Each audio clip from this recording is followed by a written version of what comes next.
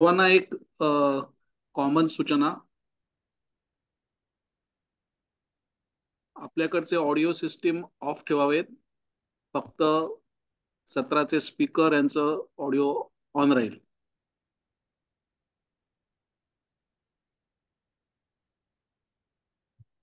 2च मिनिटात आपण सत्र चालू करतोय.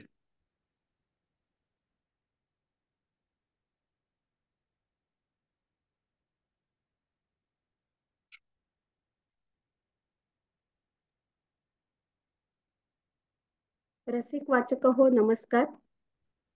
मी डॉक्टर कल्पिता मुळे आजच्या 78व्या रसिक वाचक या सत्रामध्ये आपण सर्वांचं हार्दिक स्वागत करते. मी स्वागत करते डॉक्टर अरुणा टिळक यांचं देखील, ज्या आजच्या आपल्या सत्रासाठी लाभलेल्या वक्त्या आहेत. धन्यवाद अरुणा मॅडम. सत्राची सुरुवात औपचारिक परिचयाने करून आपण करूया. आजच्या आपल्या प्रमुख वक्त्या डॉक्टर अरुणा टिळक ह्या BAMS डॉक्टर आहेत आणि गेली 32 वर्ष शुद्ध आयुर्वेदिक चिकित्सा त्या करत आहेत. स्वतः एक उत्तम योगाभ्यासक आहेत आणि वाघबीळ ठाणे येथून गेली 32 वर्ष आपली रुग्णसेवा पुरवत आहेत. अनेक प्रतिथयश अशा नियतकालिकांमध्ये, मासिकांमध्ये त्यांचे अनेक लेख आरोग्य, आयुर्वेद या विषयांवर आजपर्यंत प्रकाशित झालेले आहेत. अनेक भाषणं विविध व्यासपीठांवरून त्यांनी आतापर्यंत दिलेली आहेत. एक अत्यंत उल्लेखनीय बाब म्हणजे 3 वर्षापूर्वी जेव्हा लोकसत्ताने आयोजित अन्न अन्न हे पूर्ण ब्रह्म या विषयांवर मॅडमनी सर्वसामान्य लोकांना खूप महत्वपूर्ण मार्गदर्शन केलं होतं. अनेक दूरदर्शन वाहिन्या आणि आकाशवाणीवरूनही मॅडम आपलं मार्गदर्शन जनसामान्यांपर्यंत पोहोचवत असतात. अत्यंत व्यस्त अशा व्यवसायातूनही सामाजिक जाणीवा त्यांनी अत्यंत महत्वपूर्णरित्या जपलेल्या आहेत. गेल्या 5 वर्षापासून आपला व्यावसायिक सगळा परीघ सांभाळत त्यांनी वनवासी कल्याण आश्रमासाठी अनेक आदिवासी पाड्यांवर आपली मोफत आयुर्वेदिक उपचार सेवा आजपर्यंत दिलेली आहे. ह्यांच्या भरीव कार्यासाठी विविध पुरस्कार आजपर्यंत डॉक्टर अरुणा टिळक यांना मिळालेले आहेत. आयुर्वेद विज्ञान मंडळाचा उत्तम ग्रंथ पुरस्कार, ज. द. अभ्यंकर स्मृती पुरस्कार, मराठा मंदिर साहित्य पुरस्कार हे त्यातलेच काही. मंडळी, आपण शहरी जीवनात वावरणाऱ्या जनसामान्य व्यक्तींसाठी एक प्रॉब्लेम नवीन म्हणूया, जो अस्तित्वात आलेला आहे, ज्याला म्हणता येईल प्रॉब्लेम ऑफ प्लेंटी. आपल्याकडे इतके सगळे पर्याय प्रत्येक गोष्टीसाठी उपलब्ध आहेत की त्याच्यातनं नेमकं आपण काय घ्यावं आणि काय घेऊ नये या बाबतीत आपला संभ्रम हा दिवसेंदिवस आणि तो वाढतच चाललेला आहे. हा संभ्रम हा आपल्या जीवनशैलीविषयी, आहाराविषयी, आपण काय खावं, काय खाऊ नये, काय पद्धतीचं जीवन जगावं, काय गोष्टी कराव्यात, काय करू नयेत, ह्या गोष्टी आपल्याला आपलं डोकं भंडावून सोडतात.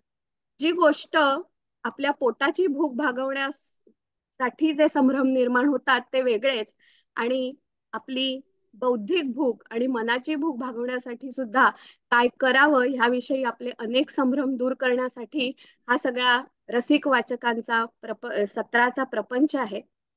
मला खूप आनंद होतोय की आज नियोजन आहाराचे ह्या पुस्तकाविषयी बोलण्यासाठी स्वतः लेखिका डॉक्टर अरुणा टिळक आज आपल्या सत्रामध्ये आपल्याला मार्गदर्शन करण्यासाठी आलेल्या आहेत.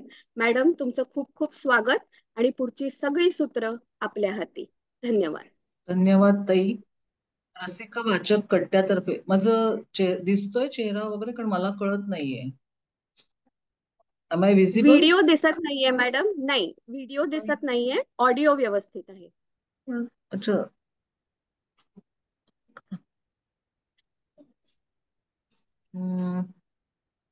व्हिडिओ सेटिंग, एकच मिनिट, एकच मिनिट हा मॅडम. हो हो. इकडा नवीन जरा लॅपटॉप आहे त्याच्यामुळे एकच minute. Choose video filter, choose अवतार, व्हिडिओ सेटिंग, इंटिग्रेटेड कॅमेरा.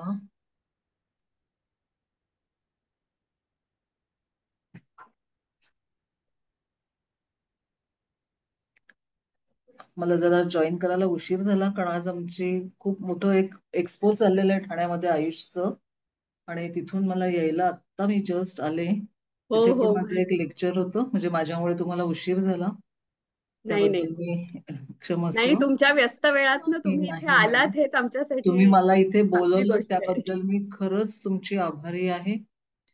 आणि मी एकीकडे बोलणं सुरू करते, व्हिडिओ तोपर्यंत चालू होईल. हो हो, हरकत नाही मॅडम. हा, तर हा तुमचा जो उपक्रम चाललाय तो अतिशय स्तुत्य आहे. आणि तुम्ही नवोदित लेखकांना इथे आणता आणि त्याच्याद्वारे तुम्ही वेगवेगळ्या विषयांवरती एवढे मोठे वेबिनार घेता.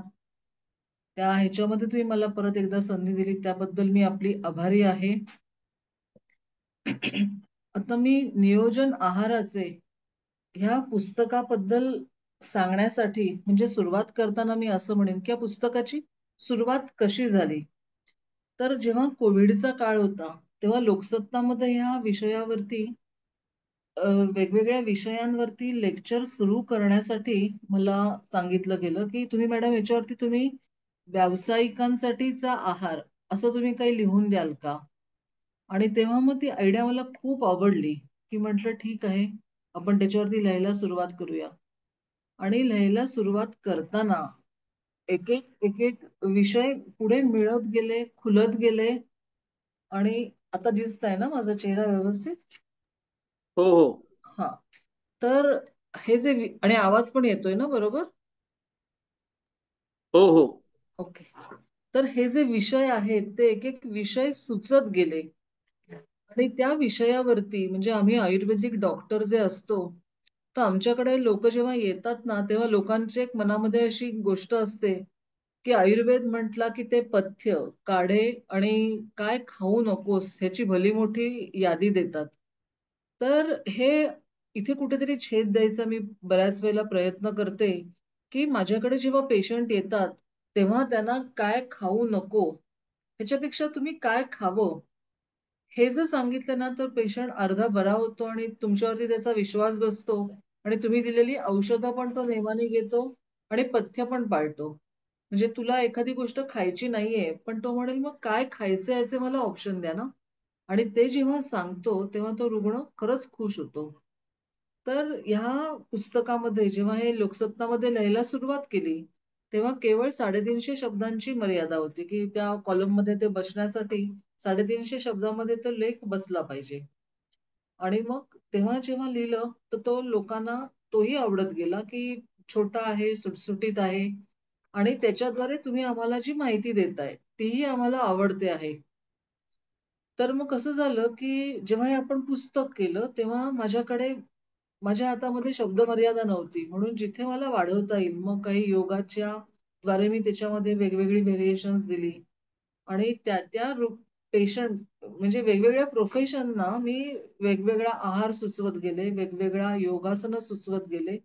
आयुर्वेदामध्ये एक संकल्पना आहे, की आहार, विहार, निद्रा. म्हणजे आपण जे जेवण घेतो त्याच्याबरोबर विहार म्हणजे आपण सकाळी उठल्यापासून रात्री झोपेपर्यंत आपण काय करायचं हे पण आयुर्वेदामध्ये सांगितलेलं आहे अतिशय उत्तम प्रकारे. त्याला आपण म्हणतो दिनचर्या आणि ऋतुचर्या.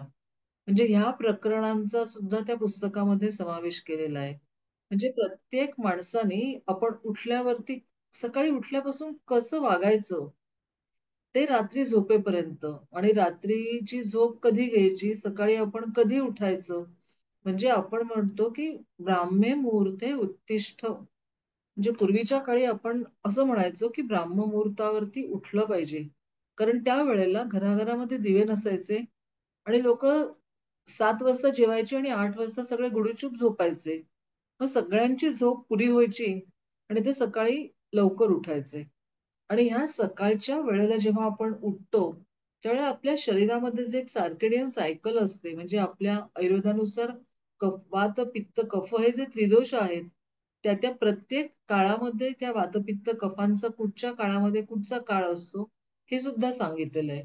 आणि ज्या वेळेला आपण ब्राह्ममुहूर्तावरती उठतो, त्यावेळेला आपल्या शरीरामध्ये गुड हार्मोन्स तयार होतात. आणि अशा वेळेला आपण जेव्हा उठतो तेव्हा आपल्या शरीरामध्ये वात दोष असतो, तो प्राकृतरित्या कार्य करत असतो. त्यामुळे जे लोक सकाळी लवकर उठतात त्यांची मल प्रवृत्ती जी असते ती अतिशय नॉर्मल होते, म्हणजे आपणही करून बघू शकतो. आणि हल्ली कसं होतं ना, की सगळी मुलं रात्री ते 10ला जॉईन करतात, एक तर व्यवसायामुळे, किंवा मी आता कितीतरी मुलांशी बोलते, कॉलेज गोईंग जी मुलं असतात ती रात्रभर जागतात आणि सकाळी 10 वाजता ते झोपायला जातात. आणि मग संध्याकाळी 5-6ला जेव्हा आई अगदी त्याच्या डोक्यावरचं पांघरूण खेचून काढेल, अशा वेळेला ते उठतात. म्हणजे किती रिव्हर्स सायकल झाली. म्हणजे एखादा माणूस आयटी मध्ये सेक्टरमध्ये काम करणारा असेल आणि तो जर अमेरिकेमध्ये काम करत असेल, तर त्याचं सायकल ही पूर्ण रिव्हर्स झालेली असते. म्हणजे आपला दिवस असतो तेव्हा त्यांचं रात्र असते आणि त्यांची रात्र असते तेव्हा आपला दिवस असतो. पण ह्या मुलांचं काय, जी आपली पुढची पिढी आहे, मग ती फक्त मोबाईलवर गेम खेळतील, अभ्यास करतील, व्हॉट्सअप चॅटिंग करतील किंवा लेट नाईट पार्ट्या करतील. पण या सगळ्यामुळे त्यांच्या आरोग्याचा जो बोजवारा उठतोय तो त्यांना कळतच नाही. आणि ह्या सगळ्यामुळे लाईफस्टाईल डिसऑर्डर्स, लाईफस्टाईल डिसीजेस हे खूप मोठ्या प्रमाणामध्ये होतात अतिशय लहान वयामध्ये. म्हणजे लहान वयामध्ये बीपी होतं, लहान वयामध्ये डायबिटीसचा त्रास होतो. आपण पेपरामध्ये हल्ली हल्लीच वाचलं असेल की 18 वर्षाचा शाळेतला मुलगा, कॉलेजमध्ये जाणारा मुलगा, आणि त्याला हार्ट अटॅक आला आणि तो ऑन द स्पॉट गेला. म्हणजे एवढ्या लहान वयामध्ये, हे काही वय आहे का त्यांचं हार्ट अटॅक येण्याचं किंवा त्यांचं हार्ट कोलॅप्स होण्याचं? पण आपली जी लाईफस्टाईल आहे, आपल्या खाण्यामध्ये ज्या चुकीच्या सवयी आलेल्या आहेत, म्हणजे पिझ्झा बर्गर शिवाय ह्या मुलांचं काही चालतच नाही. हॉटेलचं खाणं आहे, म्हणजे हॉटेलिंग जेव्हा लोक पेशंट म्हणतात की हॉटेलिंग ना आमच्याकडे तर आठवड्यातनं 2दा-3दा तर लागतच लागतं. त्यात काय वेगळं आहे? म्हणजे जेव्हा आपल्या खाण्यामध्ये या अशा चुकीच्या गोष्टी येतात, ते आपलं सगळं आयुष्य बदलून जातं, उद्ध्वस्त होतं. आणि ह्याच्यातनं सुवर्ण मध्य काढण्यासाठी आपण कसं हेल्दी खाल्लं पाहिजे, हेल्दी लाईफस्टाईल ठेवली पाहिजे, त्यासाठी योगासनं कशी केली पाहिजेत, या योगासनाला आपण किती वेळ दिला पाहिजे, आपल्याला जॉगिंग कसं केलं पाहिजे, चालणं कसं ठेवलं पाहिजे, म्हणजे दिवसातला किती वेळ चालला पाहिजे. आयुर्वेदामध्ये हा एक परत एक चांगला विचार आहे, म्हणजे प्रत्येकाच्या प्रकृतीनुसार ह्या गोष्टी बदलत जातात. म्हणजे मी तुम्हाला एखादी गोष्ट सांगितली, पण तीच गोष्ट दुसऱ्या माणसाला सहन होईल, सूट होईल असं नसतं. म्हणजे आपण बघा, घरामध्ये 4 माणसं असतील आणि एखादा पदार्थ जर आपण बनवला तर तो एखाद्या व्यक्तीला चालत नाही. जे तो म्हणतो, आई किती तिखट केलंयस. पण दुसरी व्यक्ती अगदी सहज खाते किंवा ती म्हणते की आई काय कमी तिखट केलंयस, अजून मिरची वरून घालून दे. म्हणजे तुमची प्रकृती वाताची आहे, पित्ताची आहे, कफाची आहे. त्यानुसार तुमच्या शरीरातल्या ज्या गोष्टी असतात ना त्या बदलत जातात. म्हणजे तुमची रुची असते, चव असते, ती बदलत जाते. तुमच्या सवयी बदलत जातात. आणि हा खूप मोठा कन्सेप्ट आयुर्वेदामध्ये सांगितला जातो. त्यामुळे आमच्याकडे जेव्हा रुग्ण येतो, पेशंट येतो, तेव्हा आम्ही त्यांना तपासतो आणि तुम्हाला काय सूट होईल अशा प्रकारचं पथ्य, म्हणजे आपल्याकडे टेलर मेड आपण पथ्य सांगतो. म्हणजे एकच लिहून दिलं की सकाळी सगळ्यांनी 2 बिस्किटं खायची आणि त्याच्यावरती तुम्ही कसली गोळी घ्यायची, बीपीची गोळी घ्या, डायबिटीसची गोळी घ्या, असं नसतं. आणि हे लोकांना समजावून सांगावं लागतं. त्यामुळे बघा की आपल्या जेवणामध्ये आपण काय खातो ना याचा खूप काळजीपूर्वक विचार आपण करणं गरजेचं आहे. म्हणजे सकाळी उठल्यापासून रात्री झोपेपर्यंत माझ्या पोटामध्ये काय काय अन्न मी घालतो, लिटरली घालतो, खातो. जेव्हा सगळी मुलं, सगळी लोक लॅपटॉप वरती कामाला बसलेली असतात, तेव्हा त्यांच्या उजवीकडे काहीतरी कोकची बाटली असते, डावीकडे कुठचे वेफर्स असतात, उजवीकडे आणखीन सॉल्टेड काहीतरी असतं आणि त्यांचं सतत तोंड चालू असतं. पण त्यांना कळत नाही की एक तर ते 8-8, 10-10 तास त्या लॅपटॉप पुढे, कॉम्प्युटर पुढे बसलेले असतात आणि ते त्यांच्या पोटामध्ये नको असलेल्या गोष्टी घालत असतात. त्यामुळे आपला आहार कसा असावा हे सुद्धा आम्हाला सांगायला लागतं. तर हे जे पुस्तक आहे नियोजन आहाराचे, ह्याच्यामध्ये आपण पहिल्यांदा जेव्हा लोकसत्तामध्ये हे केलं तेव्हा 25 वेगवेगळ्या व्यावसायिकांच्या बद्दल आपण हे लिहिलं. मग जेव्हा पुस्तक काढलं तेव्हा त्याच्यामध्ये अजून 5 व्यवसाय आपण ऍड केले. आणि त्यावेळेला कसं होतं ना, की आपल्या मोबाईलचा जो उपयोग आपण दुरुपयोग म्हणतो तसा सदुपयोग पण आहे. म्हणजे कोविडच्यामुळे आपण ऑनलाईन मीटिंग घ्यायला लागलो आणि सगळं जग आपल्याला जवळ आलं. म्हणजे आता आपल्या इथे जॉईन झालेली जी लोक आहेत ती आता मला माहित नाही कुठून झालेत, पण कितीतरी बाहेर गावून सुद्धा लोक जॉईन होतात. आणि हा ऑनलाईन मीटिंगचा एक चांगला फायदा झाला. आणि अशा वेळेला आपण जे बघतो की एखादा मी लेख लिहिला की आमचे जे डॉक्टरांचे ग्रुप आहेत किंवा फेसबुक आहे तिथे मी तो लेख टाकत होते. म्हणजे लोकांच्याकडे तेव्हा लोक एकमेकांच्या संपर्कात नव्हती, पण त्यांनी जर लेख वाचला तर आपलं आरोग्य सुधारण्यासाठी त्यांना मदत होईल यासाठी तो लेख मी टाकत होते. म्हणजे प्रत्येकांच्याकडे लोकसत्ता असेलच असं नाही, तर त्यामुळे तो लेख मी तिथे टाकत होते. आणि त्यावेळेला मला असे चांगले फीडबॅक आले. म्हणजे ह्याच्यामध्ये मी पुरोहित म्हणजे गुरुजींवरती एक लेख लिहिलेला आहे. तर त्याच्यामध्ये त्यांचं जे जीवनशैली आहे, त्यांचं जे व्यस्त दिनक्रम आहे, त्याच्यामध्ये कसं असतं ना, की ते जेव्हा जातात लोकांच्याकडे पूजा सांगायला, रुद्र असेल, पूजा असेल, सत्यनारायणची पूजा असेल, तर अशा वेळेला तिथे घरातनं एक तर लवकर उठायला लागतं, स्वतःची साधना करायला लागते. आणि त्या यजमानांकडे गेल्यावरती मग ते यजमान जे काही साबुदाण्याची खिचडी देतील किंवा दूध देतील, पेढे देतील, अशा वेळेला त्या पुरोहितांना सांगितलं की ह्या गोष्टी तुमच्या जेवणामध्ये ठेवू नका. कारण आपण बघितलं तर कितीतरी गुरुजी लोकांना, पुरोहितांना डायबेटीस, ब्लड प्रेशर असे आजार असतात. आणि हे आजार केवळ आपण चुकीच्या आहार घेतल्यामुळे होतात. मग त्यांना मी जे वेगवेगळे आहार सुचवले की तुम्ही आता आपण बघतो मिलेट इयर आपण साजरं केलं मागच्या वर्षी, पण ते काही एकच वर्ष साजरं करायचं नसतं. तर ते जेव्हा मिलेट इयर आपण त्याच्यामध्ये वेगवेगळ्या प्रकारचे मिलेट्स जे वापरतो त्याच्यामध्ये जी भगर असते, वरई असते, कोदो असतं, त्याच्यानंतर अजून बार्नियार्ड असतं. तर ह्या अशा ज्या गोष्टी असतात त्याचा जर त्यांनी आपल्या आहारामध्ये उपयोग केला तर त्यांचं वजन वाढत नाही, त्यांचं कोलेस्ट्रॉल वाढत नाही आणि त्यांना जे पित्ताचे त्रास होतात, कारण कोणाकडे गेलं तर फक्त साबुदाण्याची खिचडी, त्याच्यामध्ये दाण्याचं कूट, नारळ. आणि मग त्यांना ज्या सूचना दिल्या की तुम्ही जर तुमच्याकडे आलेले जर गुरुजी असतील, तुमच्याकडे काही पूजा असेल, तर तुम्ही त्यांना खूप साखर घालू नका. विचारून अगदी थोडीशी साखर घाला. त्याच्यामध्ये तुम्ही सुंठ पावडर घाला, त्याच्यामध्ये तुम्ही केशराची काडी घाला, वेलची घाला. म्हणजे दुधामुळे होणारे जे कफाचे आजार असतात ना ते कमी होतात. त्यामुळे आपण जर असे छोटे छोटे बदल आपल्या आहारात केले तर तोच आहार आपल्याला फायदेशीर ठरतो. आणि हा लेख जेव्हा मी टाकला, माझे जवळचे गुरुजी आहेत त्यांना मी हा लेख फॉरवर्ड केला आणि त्यांनी सांगितलं की मॅडम आमचा ब्राह्मण महासंघ आहे आणि त्याच्यावरती मी हा लेख फॉरवर्ड केला आणि मला कितीतरी गुरुजींचे फोन आले की मॅडम तुम्ही खूप चांगला मुलाचा सल्ला दिलेला आहे आणि आम्ही तो जरूर फॉलो करू. म्हणजे हे जेव्हा सांगते तेव्हा खरंच बरं वाटतं की आपण जे लोकांच्यासाठी करतोय ते त्या लोकांपर्यंत पोहोचतंय. ह्याच्यामध्ये एक असं आर्टिकल आहे की हमालांच्या वरती, म्हणजे जे कष्टकरी असतात, जे डोक्यावरती ओझं घेऊन वाहतात. तर मी एकदा एका ठिकाणी गेले होते, तिथे जे घाणीवरचं तेल असतं ते बनण्याचे त्यांचं दुकान आहे. ते घाणीवरती तेल काढतात आणि जिथे जिथे असा वेगळा आहार दिसेल, वेगळी तेलं दिसेल, तिथे मी जरूर जाते, त्या गोष्टी ट्राय करते, पेशंटना सांगते. तर ते जे तेल होतं तिथे करडईचं तेल होतं. आणि तर मी त्यांना विचारलं की करडईचं तेल हे तुम्ही कशासाठी वापरता? तर म्हणे आमच्याकडे आता हमाल ही संस्कृती पण खूप कमी झाली आहे. पण म्हणे इथे अजूनही हमाल आहेत आणि या थंडीच्या दिवसामध्ये त्या करडईच्या तेलामध्ये आपण उडदाच्या डाळीचं जर पीठ भाजून त्याचे छोटे छोटे लाडू केले, तर ते जे लाडू आहेत त्याच्यामध्ये थोडासा गुळ घालायचा, बाकी त्या त्या कष्टकरी लोकांसाठी बाकी काहीच नाही घालायचं. म्हणजे आपण जेव्हा डिंकाचे लाडू करतो तेव्हा आपण त्याच्यामध्ये किसमिस घालतो, बदाम घालतो, खसखस घालतो, साखर घालतो, गूळ घालतो. म्हणजे तो एवढा रिच करतो की तो कॅलरी वाईज एक जर लाडू खाल्ला तर ते जवळजवळ अर्ध्या जेवणाचा पोर्शन होईल, एवढा आपण तो रिच करतो. पण त्यांनी सांगितलं आम्ही केवळ ते तेलामध्ये पीठ भाजतो आणि त्याच्यामध्ये आम्ही जे आहे तो लाडू त्यांना सकाळी नाश्त्याच्या वेळेला खायला सांगतो. त्यांच्याकडे दूध वगैरे तर खूप कमी असतं.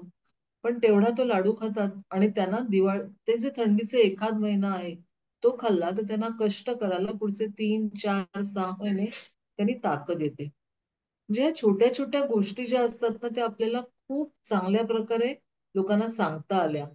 आणि मग एक हमाल संघटना आहे. त्यांनी मला सांगितलं की हो मॅडम, आमच्याकडे पूर्वीच्या काळी असं आम्ही करायचो आणि आम्ही आता ही गोष्ट परत चालू करू. पण करडईचं तेल जे असतं ते अतिशय उष्ण असतं. ते डोळ्यासाठी खूप चांगलं नसतं. त्यामुळे ते अतिमात्रेमध्ये घ्यायचं नसतं.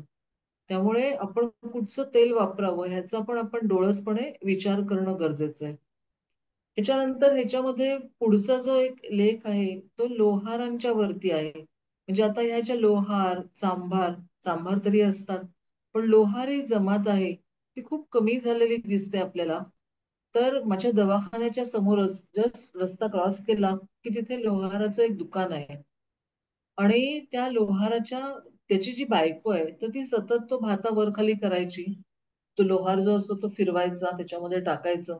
आणि मी घोडबंदर रोडला राहते तर तिथे कायम वर्षानुवर्ष सतत रस्त्याचं काम काही ना काहीतरी चालूच असतं. त्यामुळे ते जे कोयते आहेत किंवा हे आहे तर त्याला तेवढं काम मिळतं. आणि त्या लोहाराची बायको माझ्याकडे दर महिन्याला तिच्या पाळीसंबंधी तक्रार घेऊन यायची. म्हणजे तिची कायम एक तक्रार असायची की तिला ब्लिडिंग खूप जास्ती होतं. आणि तिच्या मुलीला ती मुलगी पण आईला मदत करायची. तर त्यांच्यामध्ये अतिशय लहान वयात लग्न होतात. म्हणजे मुलगी वयात आली की तिला सांभाळणार कोण? कारण ते रस्त्यावरती राहतात. म्हणजे 12-14व्या वर्षी तिचं लग्न करून द्यायचं. आणि एवढ्या लहान वयामध्ये जेव्हा ती आई बनते, तेव्हा तिचं शरीर तयार झालेलं नसतं. आणि मग अशा वेळेला ती मुलगी 2 वेळा माझ्याकडे अबॉर्शन झालाय असं सांगून आली. आणि मग ते मला खूप क्लिक झालं, वाईट वाटलं, की अरे, ह्या लोकांचा जो त्रास आहे ना, तो अतिशय सतत अग्नीजवळ काम केल्यामुळे होतो. आणि आपण जेव्हा बघतो याच्यामध्ये दिलेलं आहे, की जे शेफ असतात लोकं, जे फर्नेस जवळ काम करतात, की जिथे मोठ्या-मोठ्या कंपनीज आहेत, त्या लोकांना जेव्हा खूप मोठ्या-मोठ्या भट्टींजवळ काम करायला लागतं, त्यांना हे त्रास खूप जास्ती होताना दिसतात. म्हणजे मग त्यांच्या नाकाचा गुळणा फुटतो. बायका असतील तर त्यांना ब्लिडिंगला त्रास होतो किंवा त्यांना अबॉर्शन्स होण्याचे चान्सेस जास्ती असतात. आणि मग ह्या गोष्टींमध्ये आपण त्यांना कशी मदत करू शकतो, हे त्याच्यामध्ये सांगितलं. आणि मग मी त्या बाईला सांगितलं, की "तू जेव्हा पाळीचे 4 दिवस असतील, तेव्हा तरी किमान तू त्या भात्यावरती बसू नकोस." म्हणजे आपण जेव्हा बघतो टीव्हीवरती वेगवेगळ्या ॲडव्हर्टाइजमेंट असतात, की ह्या कंपनीचा ह्या कंपनीचा तुम्ही सॅनिटरी नॅपकिन वापरा आणि तुम्ही फ्री बर्ड व्हा. पण तसं नसतं. पूर्वीच्या काळी जी आपली पद्धत असायची, की ते 4 दिवस स्त्रीनी बाजूला बसायचं. कारण त्याच्या मागचं शास्त्रीय कारण असं असायचं, की तिला विश्रांती मिळणं गरजेचं आहे. आणि मग ह्या वेळेला आम्ही सांगतो, की आता प्रत्येक स्त्री, प्रत्येक महिला ही आपल्या कामानिमित्त, आपल्या व्यवसायानिमित्त, कॉलेजनिमित्त घराबाहेर जाते. मग किमान तुम्ही हे 4 दिवस खूप धावत जाऊन ट्रेन पकडू नका. खूप धावत जाऊन तुम्ही बस पकडू नका. जिथे शक्य होईल तिथे तुम्ही विश्रांती घ्या. आणि असं जरी केलं ना, तरी सुद्धा त्याचा तुम्हाला खूप फायदा होतो. कारण आपण जेव्हा बघतो आमच्याकडे जेव्हा पेशंट येतात, तेव्हा त्या पेशंटमध्ये हल्ली दर 5 पेशंटच्या मागे 1 केस अबॉर्शनची असते. जे खूप विदारक चित्र आहे, की हे का होतं? किंवा पीसीओडीचे त्रास जे आहेत, जे आपल्या लाईफस्टाईलमुळे होतात, आपल्या चुकीच्या आहारामुळे होतात, चुकीच्या विहारामुळे होतात आणि आपण ते कसे करेक्ट करू शकू, हे त्याच्यामध्ये सांगितलं. आता योगासनं जी असतात ना, योग म्हणजे हल्ली आपल्याला काय वाटतं, की फक्त आसनं केली म्हणजे योग झाला, प्राणायाम केला म्हणजे योग झाला. पण अष्टांग योग जो सांगितलेला आहे, म्हणजे त्याच्यामध्ये यम, नियम, आसन ह्या सगळ्याचा जेव्हा समावेश तुम्ही तुमच्या योग साधनेमध्ये करता, तुम्ही ध्यान धारणा करता, समाधी ही शेवटची गोष्ट झाली, ती आपल्यासाठी नाहीये. पण आपण जर ते पूर्णपणे अतिशय तन्मयतेने योग साधना केली, तर आपल्याला त्या योग साधनेचा खूप फायदा होतो. म्हणजे कितीतरी जे लाईफस्टाईल डिसऑर्डर्स आहेत, म्हणजे जसे ब्लड प्रेशरचे आजार आहेत किंवा ज्या लोकांना खूप स्ट्रेस असतो, टेन्शन असतं, तर आयटी सेक्टर मधली जेव्हा मुलं आमच्याकडे येतात, तेव्हा त्यांना आम्ही केवळ अनुलोम-विलोम, डीप ब्रीथिंग असं सांगतो आणि त्याच्यामुळे त्यांना खूप फायदा होतो. म्हणजे तुम्ही कदाचित ऐकलं असेल की बाहेरच्या देशांमध्ये दर 2 तासाने तुमचा लॅपटॉप शटडाऊन होतो. काही मिनिटासाठी तो बंद झालेला असतो. म्हणजे तुम्ही तेवढा वेळ त्या लॅपटॉप पासून बाजूला होता. म्हणजे आपल्याला लोकांना सांगायला लागतं की तुम्ही सतत जर लॅपटॉपवरती काम करत असाल, सतत मोबाईलवर काम करत असाल, तर डोळ्याला चष्मा लागणं. आपण बघितलं कोविडमध्ये मुलांच्या शाळा सुद्धा त्या लॅपटॉपवरती आणि मोबाईलवरती असायच्या. आणि त्यावेळेला त्या मुलांना चष्मा लागण्याचं प्रमाण खूप जास्ती वाढलं होतं. तर अशा वेळेला आपण 20-20-20चा नियम लोकांना सांगतो, की तुम्ही 20 मिनिटं जर तुम्ही लॅपटॉपवर बसला असाल, तर 20 सेकंद तुम्ही त्या लॅपटॉपपासून बाजूला व्हा आणि 20 फूट मागे म्हणजे तुमच्या घराच्या मागे तुम्ही मान वळवा आणि कुठेतरी लांब 20 फुटापर्यंत मागे बघा. म्हणजे आपण जो जवळ एवढा आपला लॅपटॉप असतो, त्याच्यापासून आपली दृष्टी हटवणं गरजेचं असतं. आणि केवळ ह्या छोट्या गोष्टीमुळे सुद्धा खूप फायदा होताना दिसतो. म्हणजे हा नियम जर आपण सगळ्यांनी पाळला, तर आपल्या डोळ्याचं आरोग्य सुधारू शकतं. तर ह्या अशा छोट्या-छोट्या टिप्स ह्याच्यामध्ये दिल्या. आता ह्याच्यामध्ये डॉक्टरांच्या वरती पण लेख आहे. म्हणजे आम्ही डॉक्टर लोकं तुम्हाला सांगतो, की हे असं खा, तसं खा. पण कधी-कधी असं होतं, की आमच्याकडे समजा पेशंट आलेले आहेत आणि त्यांना काही जायचंय किंवा बरेच पेशंट म्हणतात, "त्यांनी आम्हाला ऑफिसला जायचंय, प्लीज मॅडम लवकर या." जे घरामध्ये जेवण केलेलं असतं किंवा नाश्ता केलेला असतो, पण तो खाण्यासाठी सुद्धा आम्हाला वेळ नसतो. म्हणजे पटकन खूप वेळ लागेल, भूक लागेल म्हणून एक अर्धा ग्लास, 1 कपभर दूध तोंडाला लावायचं आणि मग दवाखान्यात जायचं. तर मग अशा वेळेला डॉक्टरांना मी सांगते, की तुमची जर क्लिनिकमध्ये 11 वाजता जाण्याची वेळ असेल, तर तुम्ही 11 वाजता पूर्णपणे जेवण करून जा. संध्याकाळी तुम्ही जर 7 वाजता क्लिनिकमध्ये जात असाल, तर तुम्ही तुमचं पूर्णपणे जेवण जेवून जा. काही-काही म्हणतात, की "अरे, मी 7 वाजता जेवलो, तर मला रात्री मग परत भूक लागेल ना." तर अशा वेळेला तुम्हाला जर भूक लागली, तर मग तुम्ही थोडंसं 1 कपभर दूध घेऊ शकता, राजगिऱ्याची चिक्की घेऊ शकता, राजगिऱ्याच्या लाया घेऊ शकता. त्याने तुमचं वजनही वाढत नाही, तुमची भूक भागते आणि आपलं जे डायजेशन आहे ना, ते अतिशय चांगल्या प्रकारे सुधारायला मदत होते. कारण आपल्या पचनशक्तीवरती त्याचा लोड येत नाही. म्हणजे आपण काय करतो, समजा आम्ही 11 वाजता कोणी डॉक्टर घरी येत असतील, तर सॉरी, तर ते आल्यानंतर जेव्हा जेवतील, तेव्हा ते इतके दमलेले असतात, की ते लगेचच बेडमध्ये झोपायला जातात. मग त्या शरीराला त्या अन्न पचनासाठी वेळच मिळत नाही. त्यामुळे आपलं संध्याकाळचं जेवण आणि आपली झोप याच्यामध्ये किमान 2.5 तासाचं तरी अंतर जाणं गरजेचं असतं. पूर्वीच्या काळी आपण जेवल्यानंतर शतपावली घालायचो, रात्रीच्या जेवणानंतर. तर ती शतपावली म्हणजे हळू चालायचं असतं, खूप फास्ट वॉकिंग नसतं करायचं. आणि दुपारच्या जेवणानंतर डाव्या कुशीवरती वामकुक्षी घ्यायची असते. कारण वामकुक्षी म्हणजे आपण जेव्हा डाव्या बाजूला झोपतो आपण आपल्या सगळ्यांना माहिती आहे, की आपलं स्टमक जे आहे ते लेफ्ट साइडला असतं. आणि आपण जर उलटं उजव्या बाजूला झोपलं तर आपल्या पोटावरती खूप प्रेशर येतं. करून बघा. जेवण झाल्यावरती डाव्या कुशीवर झोपून बघा आणि उजव्या कुशीवर झोपून बघा. जर तुम्ही डाव्या कुशीवरती जर झोपलात 5 ते 10 मिनिटासाठी आणि ही जी आहे हा नॅप नॅप घेण्यासाठी सुद्धा बऱ्याच कंपन्यांमध्ये जेवणानंतर तुमच्यासाठी तिथे रूम्स असतात वेगळ्या, की तुम्ही तिथे जायचं आणि रिलॅक्स व्हायचं. तर ही डाव्या कुशीवरती जर आपण झोपलं, तर इथे 10 मिनिटं जर झोपलं, तर असा अजून एक फायदा होतो, की आपली जी सूर्यनाडी आहे, म्हणजे उजवी नाडी आहे, पिंगला नाडी आहे, ती ॲक्टिव्हेट होते. आणि ती नाडी ॲक्टिव्हेट झाली, की आपलं जे अग्नितत्व आहे ते कार्यान्वित होतं. आणि त्याच्यामुळे आपल्याला आपलं अन्न पचनासाठी मदत होते. म्हणजे आपलं जे शास्त्र आहे ना, आयुर्वेद शास्त्र प्रत्येक वाक्यामध्ये त्यांनी जे सांगितलंय आणि ते तुम्ही जर तसं तंतोतंत फॉलो केलं, तर आपलं जे आरोग्य असतं ते अतिशय निरोगी, निरामय असं होऊ शकतं. पूर्वीच्या काळी जेव्हा आपण संध्याकाळी जेवायचो, तेव्हा पूर्वीच्या बायका काय म्हणायच्या, "दिव्यात वात आणि पानात भात." तेव्हा दिवे नसायचे म्हणजे देवाशी दिवा लावला, की सगळ्यांच्या पानामध्ये तो भात यायचा. आता तो भात सुद्धा कसा शिजवलेला असायचा, की त्यांच्याकडे तांब्याच्या मोठ्या-मोठ्या वेळण्या असायच्या किंवा असं एक ट्रायंगल शेपचं एक भांडं असायचं. त्याच्यामध्ये तो भात शिजवायचा बाहेर. तेव्हा काही प्रेशर कुकर घरोघरी नव्हते. आणि तो जो भात शिजवलेला आहे, तो गरम-गरम वाफेवरचा जो भात तुम्ही खाल्लात, तर तुम्हाला तृप्ती पण मिळते, अन्न पचायला मदत होते.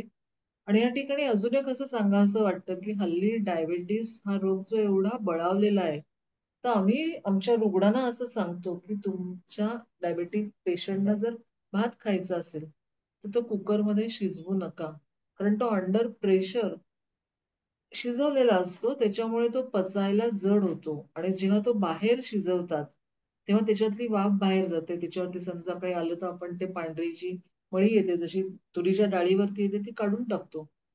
तर ते जर काढलं तर तो भात हलका होतो पचण्यासाठी आणि डायबिटीसचा पेशंट जो असतो तो खाऊ शकतो. जेव्हापासून प्रेशर कुकर आला भारतामध्ये तेव्हापासून हे सगळे आजार आपल्या मागे लागले. तुम्ही म्हणाल मला वेळ नसतो, मला कुठे घाई असते, ऑफिसला जायचं असतं. पण आपल्याला जर आजार झाले आणि आयुष्यभर गोळ्या खायला लागल्या तर ते तुम्हाला चालेल का? 5 मिनिटं तुम्ही तुमच्या व्यस्त जीवनक्रमातून तुमच्या स्वयंपाकासाठी जर काढलात तर तो तुम्हाला फायदेशीर ठरू शकतो. कारण आपण ना या गोष्टी करूनच बघत नाही. मला वेळच नाही, मी हे करणारच नाही, हे काय सांगतात. पूर्वीच्या काळी बघा, जेव्हा श्रावणी सोमवार असायचा तेव्हा आपल्याकडे सोजी बनवत असत. ती सोजी कशी बनते? तांदूळ जे असतात ते आपण बाहेर भाजतो आणि त्याच्यामध्ये आपण हळद घालतो. तर ही जी हळद आहे ना, ती हळद सुद्धा त्या भाताचं पचन करायला मदत होते. म्हणजे भात जो असतो, तांदूळ जो असतो, तो तांदूळ जेव्हा तयार होतो तेव्हा त्याच्यासाठी खूप जास्ती पाण्याची गरज असते. जे आपण बघितलं असेल तर भाताचं शेत पहिले काही एखाद दीड महिना ती पिकं जी असतात, ती रोपं असतात, ती पूर्णपणे पाण्यामध्येच असतात. त्यामुळे त्या भातामध्ये पाण्याचं प्रमाण जे असतं ते प्रचूर असतं, जास्ती असतं, खूप जास्ती असतं.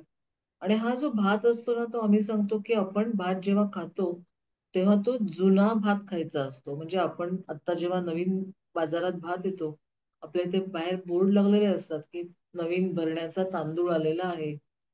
पण तो तांदूळ आपण घरामध्ये घेऊन आपण तो जूनमध्ये, जुलैमध्ये जेव्हा खायला घेतो, कारण त्याच्यावरती कसं असतं ना, की जानेवारीपासून एप्रिल, मे पूर्णपणे त्याच्यावरती सूर्याची जी तेजाची जी प्रक्रिया असते ना, भले तुम्ही तो बंद करून ठेवा, पण ती त्याच्यावरती झालेली असते. आणि ते जे अन्न असतं ते पक्व झालेलं असतं. तो भात पक्व झालेला असतो. आणि मग तो तुम्हाला पचायला हलका होतो. आपण जर बघितलं असेल तर साऊथमध्ये सगळे लोक जेवणामध्ये ढीगच्या ढीग भाताचे खातात. पण ते काही जाडे नसतात. कारण एक तर तो भात ते बाहेर शिजवतात, त्याच्या वरचं पाणी जे असतं स्टार्चचं ते काढून टाकतात. आणि मग तो कितीही भात खाल्ला तरी तो त्यांना पचतो.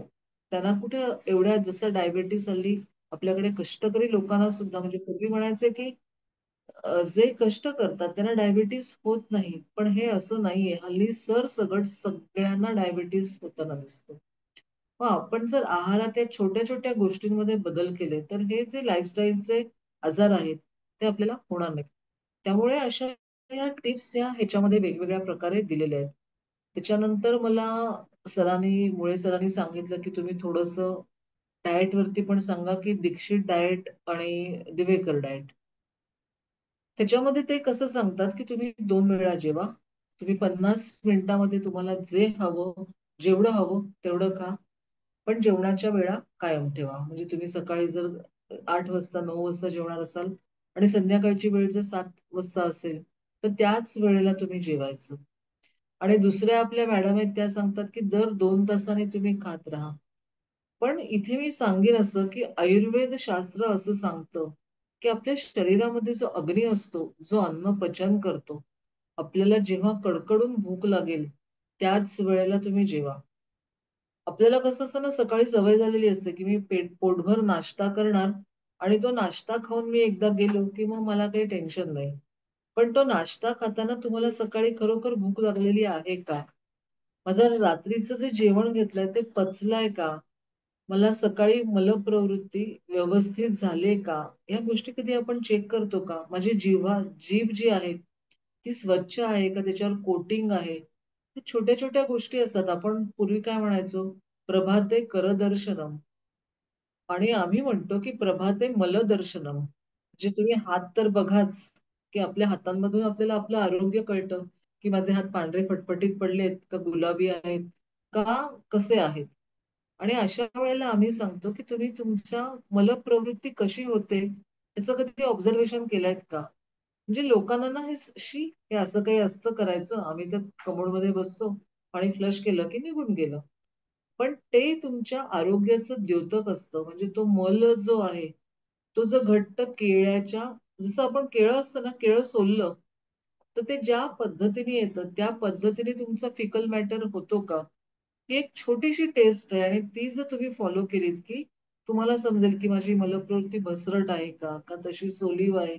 मी आत गेलो, तर एक 2, 4, 5 मिनिटाच्या आत बाहेर येतो का? का मला तासनतास बसायला लागतं? हल्ली तर मुलं मोबाईल पण आतच घेऊन जातात. मग त्याच्या आईला दरवाजा ठोकायला लागतो. "अरे बाळू, अर्धा तास झाला बाहेर ये, बाकीच्यांना पण जायचंय." म्हणजे आपण त्या ठिकाणी जेव्हा जातो, तेव्हा एकाग्र चित्ताने मलप्रवृत्ती, मलविसर्जन करून आपण लगेच बाहेर यायचं असतं. हे सुद्धा लोकांना सांगायला लागतं. म्हणजे या छोट्या-छोट्या गोष्टीतनं आपलं आरोग्य सुधारत असतं.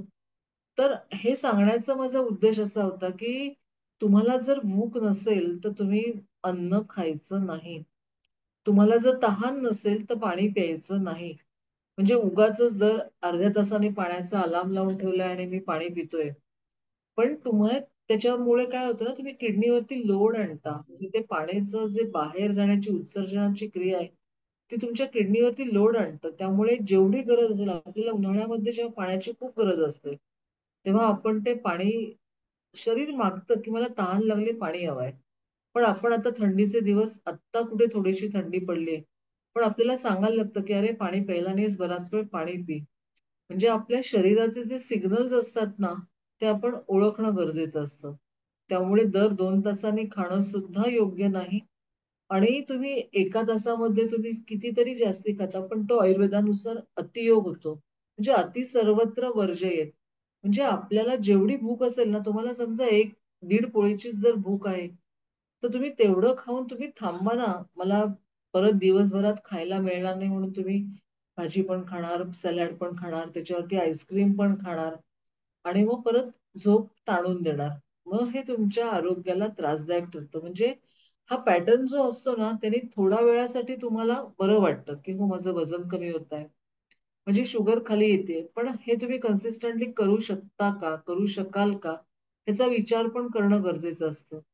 त्यामुळे आपल्याला जेव्हा सकाळी भूक लागते, जेव्हा चांगली कडकडून भूक लागेल 9 वाजता, 10 वाजता, तेव्हा तुम्ही ब्रंच म्हणजे ब्रेकफास्ट स्किप करून तुम्ही ब्रेकफास्ट आणि लंच, ब्रंच ही जी कल्पना आहे ना, त्याला तुम्ही तुमची पोळी, भाजी, काय वरण-भात केला असेल तो, तो तुम्ही खा.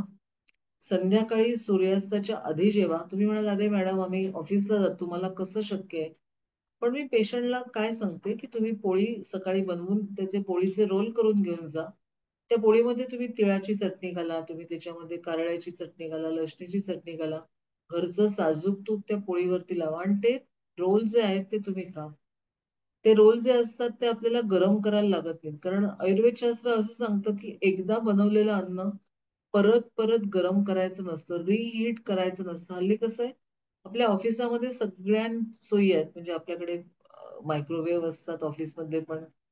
चहा कॉफीचे फिल्टर्स असतात. तर आपल्याला अन्न गरम करून खायची सवय असते आणि उरलेलं अन्न फ्रीजमध्ये टाकायची सवय असते. म्हणजे ते फ्रीजमधलं अन्न काढायचं, काढल्या-काढल्या परत ओव्हनमध्ये गरम करायचं.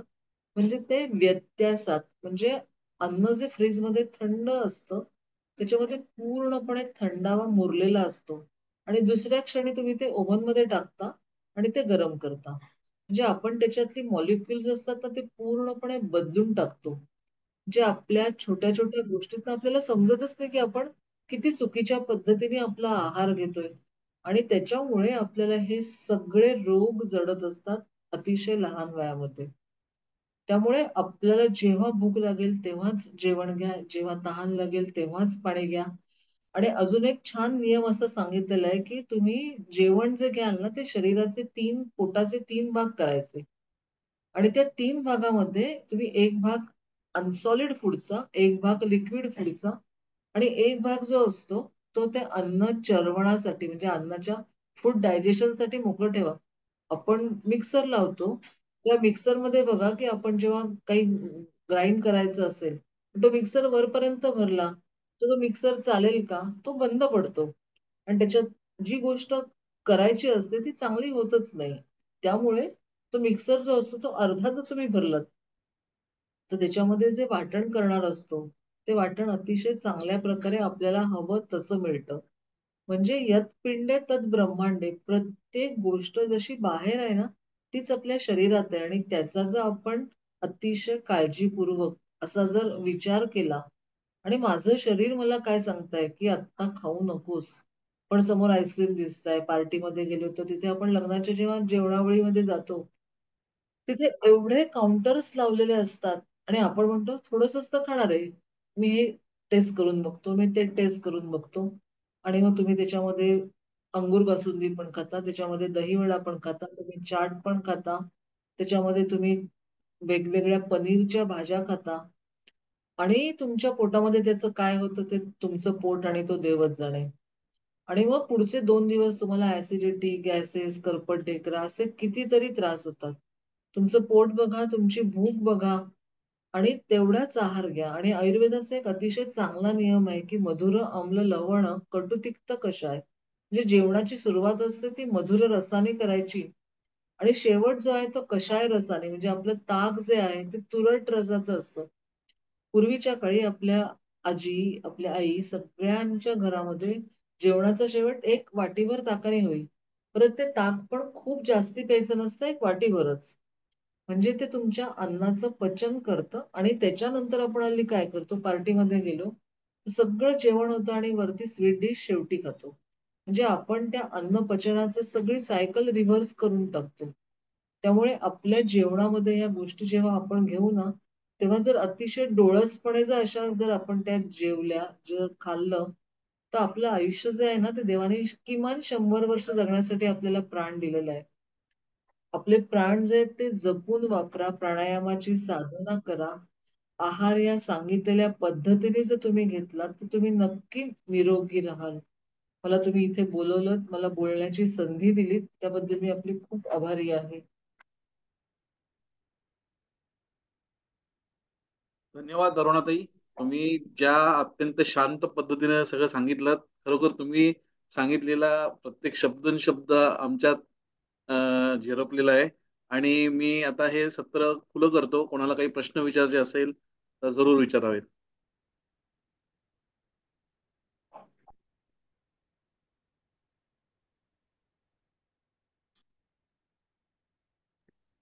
नमस्कार मॅडम. मी सुयोग नमस्कार. पाध्ये. मला असा प्रश्न विचारायचा आहे की आता मार्केटमध्ये रिफाईंड तेल वापरू नका आणि कच्च्या घाणीचं तेल वापरा तर सांगितलं जातं. ते कितपत योग्य आहे त्याच्यावर काय बोलू बोलू शकाल का तुम्ही? हो, थोडी वेळेची मर्यादा असल्यामुळे मी त्याच्यावरती आले नाही.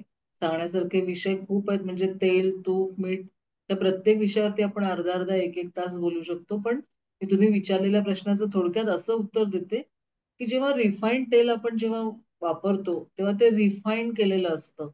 म्हणजे इतकं ते 3-3 वेळा रिफाईंड करतात तेव्हा त्याच्यातले जी सत्व असतात ना ती उडून गेलेली असतात. आणि जेव्हा तुम्ही बघाल तर ते रिफाईंड तेल जेव्हा बनवतात तेव्हा त्याच्यामध्ये निकेलचे रॉड टाकतात.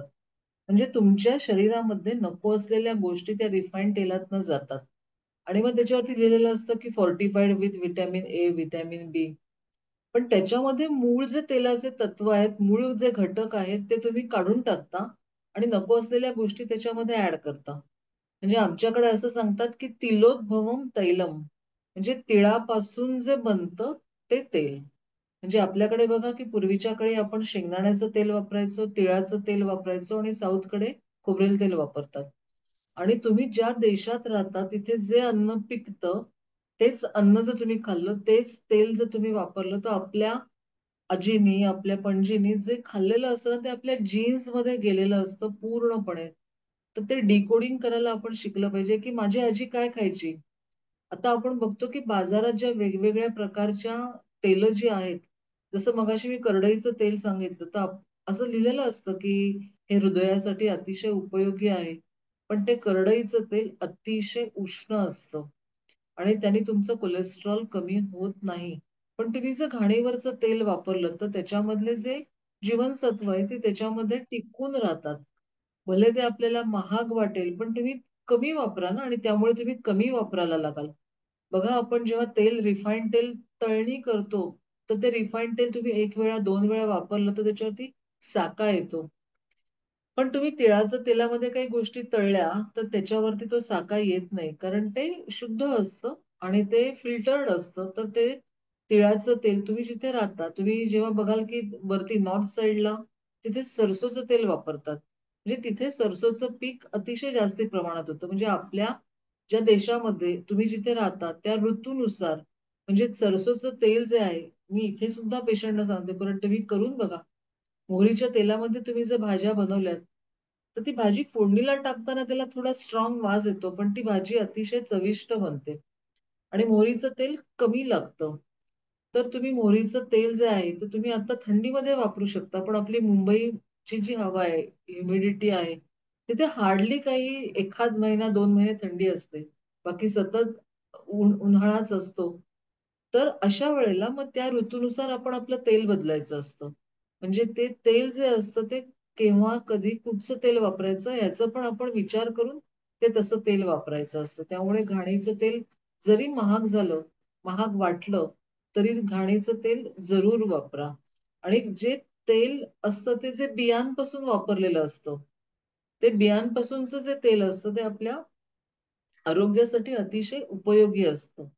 त्यामुळे जे तीळ आहेत, मोहरी आहे, त्या गोष्टी जर आपण वापरल्या, तर त्या आपल्याला आरोग्यासाठी फायदेशीर होतात. त्यामुळे रिफाईंड तेल हे शक्यतो वापरू नये.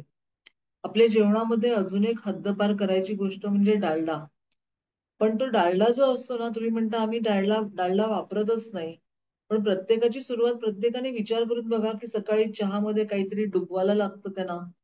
तर त्या बिस्किटांमध्ये डालडाशिवाय दुसरं काहीही नसतं. रिफाइंड तेल असतं आणि ते सगळे हिडन गोष्टी असतात त्याच्यामध्ये. म्हणजे ते सांगतात, की ह्याच्यामध्ये no calories, no trans fatty acids.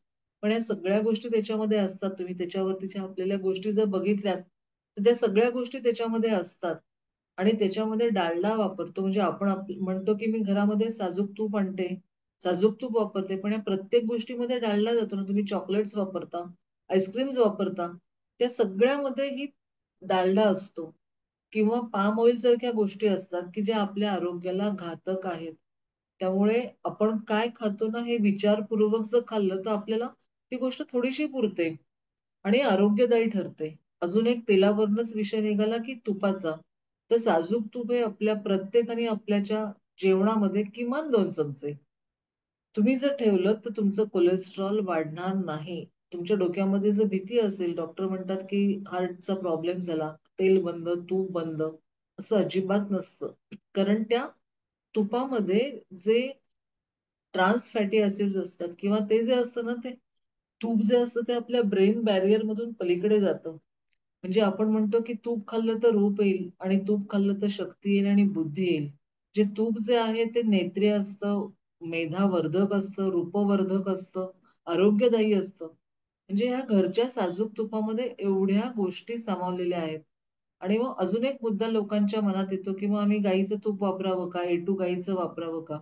तुम्हाला जर खात्रीचं A2 गाईचं तूप मिळालं, तर ते तुम्ही जरूर वापरा. कारण भारतीय वंशाच्या गाईचं तूप जे असतं, ते अतिशय उपयोगी असतं आणि ते जर आपण खाल्लं तर आपल्याला दीर्घायुष्य मिळतं. आपल्या मुलांचं बुद्धी वाढण्यासाठी म्हणजे वेगळं जेव्हा परीक्षा असतात तेव्हा आमच्याकडे पालक येतात आणि ते म्हणतात, की आम्हाला आमच्या मुलांची मेमरी वाढण्यासाठी आम्हाला काहीतरी सांगा. पण मी म्हणते तुमच्या मुलांचं जे जेवण आहे, ते तुम्ही साजूक तुपामध्ये बनवा. जेव्हा बाळ छोटं असतं आणि त्याला आपण जेव्हा नवीन आहार देतो 6 महिन्याचा, 7 महिन्याचा, तेव्हा ती प्रत्येक गोष्ट त्या बाळाला साजूक तुपामध्ये बनवून द्या. म्हणजे मग त्याचं जे पुढचं आयुष्य आहे ना, ते अतिशय चांगलं जाईल. त्याची हेल्दी तब्येत बनेल. त्याची प्रतिकारशक्ती उत्तम राहील. त्यामुळे ह्या गोष्टींचा डोळसपणे विचार करणं खूप गरजेचं आहे. धन्यवाद मॅडम. खूप विस्तृतपणे तुम्ही सांगितलं. आणि हे पुस्तक तुमचं कुठे मिळेल ते पण जरा सांगितलं तर आम्ही ते हे पुस्तक माझ्याकडे अवेलेबल आहे. मी तुम्हाला माझा WhatsAppचा नंबर सांगते आणि त्याच्यावरती तुम्ही तुमचं नाव, पत्ता आणि मोबाईल नंबर जर सांगितलं तर ते कुरिअरने मिळू शकतं. पुस्तकाचे ₹200 आहेत आणि ₹50 कुरिअर चार्जेस. आणि मी तिथे माझा जीपे नंबर पण देईन. मी हे जे आहेत आपले मुळे, मकरंद मुळे दादा, भूषणमुळे. त्यांना मी माझा नंबर आणि हे देईन, जे तुम्हाला ते मिळू शकेल किंवा तुम्ही माझा नंबर पण लिहून घेऊ शकता. 9821478884 9821478884. डॉक्टर अरुणा टिळक हा सेम नंबर व्हॉट्सअपला आहे. तिथे तुम्ही तुमचं नाव, तुमचा पत्ता, पिनकोड सहित आणि तुमचा मोबाईल नंबर आणि माझा सेम नंबर जीपेला आहे. तर ते तुम्हाला पुस्तक 1-2 दिवसात तुम्ही सांगितल्यापासून मिळून जाऊ शकेल. फक्त 2 दिवस मला द्या, कारण आता आमचं खूप मोठं ठाण्यामध्ये सेमिनार आणि एक्सपो चालू आहे. तर मी आत्ता पाठवलं तरी 1-2 दिवसांनी तुम्हाला पुस्तक कुरिअर करू शकेन. Thank you very much. धन्यवाद. धन्यवाद. या निमित्ताने मी सांगू इच्छितो की जे मॅडम म्हणाल्या की जो सेमिनार आणि एक्सपो चालू आहे त्यामध्ये दिवसभर बिझी असूनही आज त्यांनी आपल्यासाठी वेळ काढला, त्याबद्दल अरुणाताई तुमचे खरंच आभार आहेत.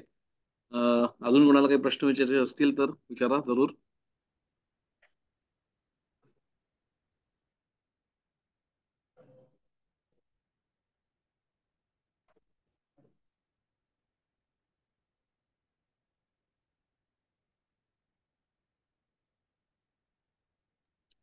मॅडम, माझा माझा एक स्वतःचा प्रश्न आहे की आम्ही जसं दीक्षित डाएट, दिवेकर डाएट ऐकलंय, तसंच अजून एक डाएट बद्दल ऐकलंय, म्हणजे त्यात त्यांनी साखर, नंतर मैदा, म्हणजे बेकरीचे पदार्थ, हे पूर्णपणे टाळा असं सांगितलंय.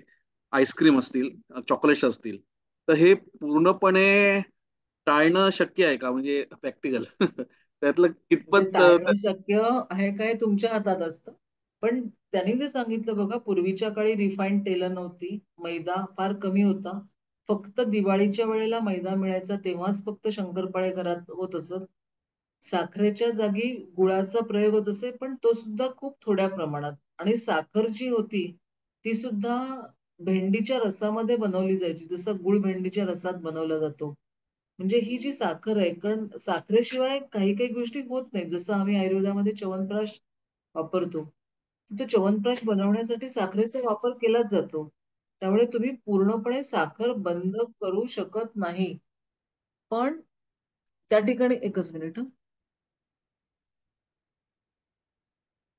पण तुम्ही जेव्हा साखर साखर जेव्हा बंद म्हणजे थोडी साखर खाणं, थोड्या प्रमाणात गुळ खाणं, मी सांगितलं अतिपरिचया दावत्या. तुम्ही थोड्या प्रमाणामध्ये गोष्टी नक्की खाऊ शकता. मीठ जे असतं, लोकांना मीठ वरून घ्यायची सवय असते. त्यामुळे हे अतिमात्रेमध्ये कुठचीही गोष्ट घेणं नक्की टाळा. आणि रिफाईंड मैदा, रिफाईंड गोष्टी ज्या आहेत त्या तुम्ही नक्की टाळा. पण इथे तुम्ही खडीसाखरेचा वापर करू शकता. खडीसाखर जी असते थोडी महाग पडते, पण ती खडीसाखर तुमच्या मुलांना जर वापरायची असेल तर खडीसाखरेचं चूर्ण करायचं, पावडर करायची आणि ती तुम्ही मुलांच्या डाएटमध्ये, त्यांच्या दुधामध्ये घालू शकता. म्हणजे त्याचा त्यांना नक्की फायदा होऊ शकतो. Okay okay.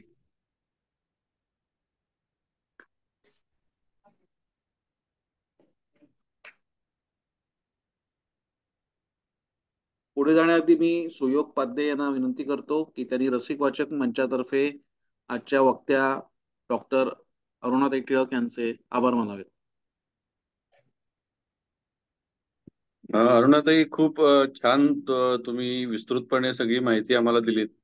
एकतर तुमचं एक्सपो चालू असताना त्यातून तुम्ही वेळ काढला दिवसभर, आय थिंक दमून झाल्यानंतर सुद्धा परत तेवढ्याच उत्साहानं परत सांगणं, हे म्हणजे कौतुकाचं काम आहे.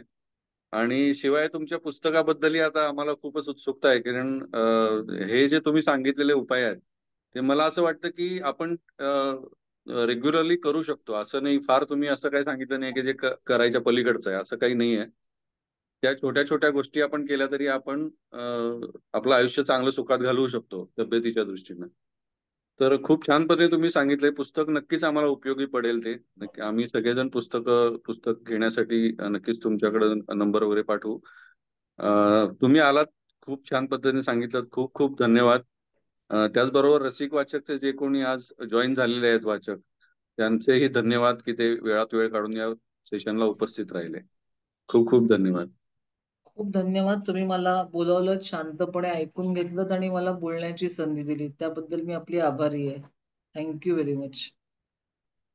सत्र समाप्त झालं असं घोषित करायच्या आधी कोणाला शेवटचा प्रश्न विचारायचा असल्यास विचारू शकता.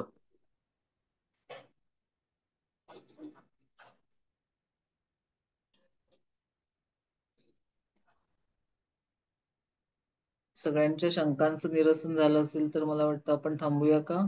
हो हो जरूर. चालेल. Thank you very much. करू मी मीटिंग लिव्ह? हो याचं रेकॉर्डिंग तुम्हाला आम्ही शेअर करू आणि हा चालेल. नंतर युट्यूबवर पण आम्ही पोस्ट करणार आहोत. चालेल. थँक्यू. धन्यवाद. धन्यवाद.